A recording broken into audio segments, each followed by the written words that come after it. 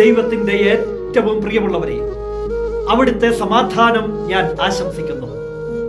ഇന്ന് കർത്താവ് നമുക്ക് നൽകുന്ന ദൂത് വിശുദ്ധ മത്തായി എഴുതിയ സുവിശേഷം 20-ാം അധ്യായം 32-ാം തിരുവചനം.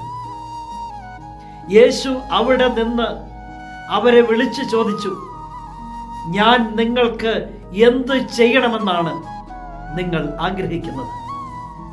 ക്രിസ്തു ഒരു യാത്രയിലാണ്.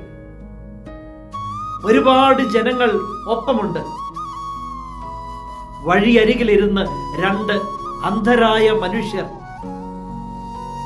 അവിടുത്തെ വിളിച്ച് ചോദിക്കുകയാണ്, ദാവീദിന്റെ പുത്ര, ഞങ്ങളിൽ കനിയണമേ.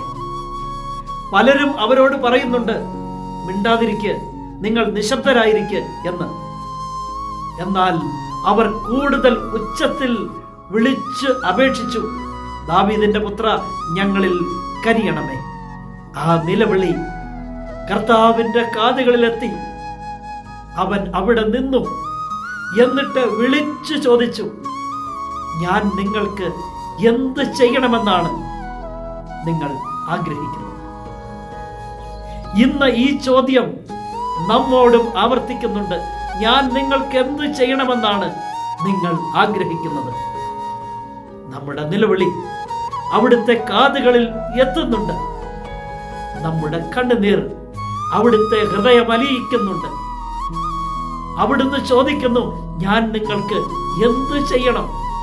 ഒരുപാട് മറുപടികൾ ആ ചോദ്യത്തിന്റെ മുന്നിൽ പറയാൻ നമുക്കുണ്ടാകും. കാരണം ലോകം അത്രമാത്രം നമ്മെ ഞെരുക്കുന്നുണ്ടാകും.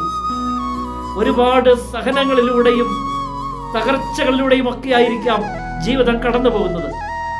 രോഗങ്ങളും പ്രതിസന്ധികളും ഇല്ലായ്മകളും നടക്കാത്ത കാര്യങ്ങളും ഒക്കെ പറയാൻ നമുക്ക് ഉണ്ടാകും. അവിടുത്തെ സന്നിധിയിൽ അസാധ്യമായി ഒന്നുമില്ല. അവിടുന്ന് അറിയാത്തതായും ഒന്നുമില്ല. അവൻ ഉള്ളലിഞ്ഞ് അവരുടെ കണ്ണുകളിൽ സ്പർശിച്ചു എന്ന തിരുവചനം. അപ്പോൾ അവർക്ക് കാഴ്ച ലഭിച്ചു. ഉള്ളലിയുന്നവൻ, കരുണാമയൻ ഇന്ന് നമ്മോടും ചോദിക്കുന്നുണ്ട്, ഞാൻ നിങ്ങൾക്ക് എന്ത് ചെയ്തു തരണമെന്ന നിങ്ങൾ ആഗ്രഹിക്കുന്നത്?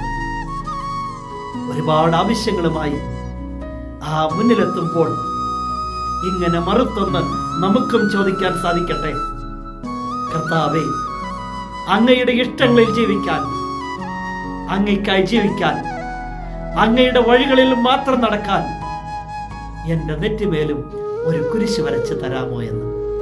എങ്കിൽ അവിടെ നിനക്ക് സമ്പൂർണ്ണ സൗഖ്യവും രക്ഷയും വിടുതലും പുണ്യവുമുണ്ട്. നിന്റെ ദൈവം നിന്നെ സമൃദ്ധിയായി അനുഗ്രഹിക്കണം.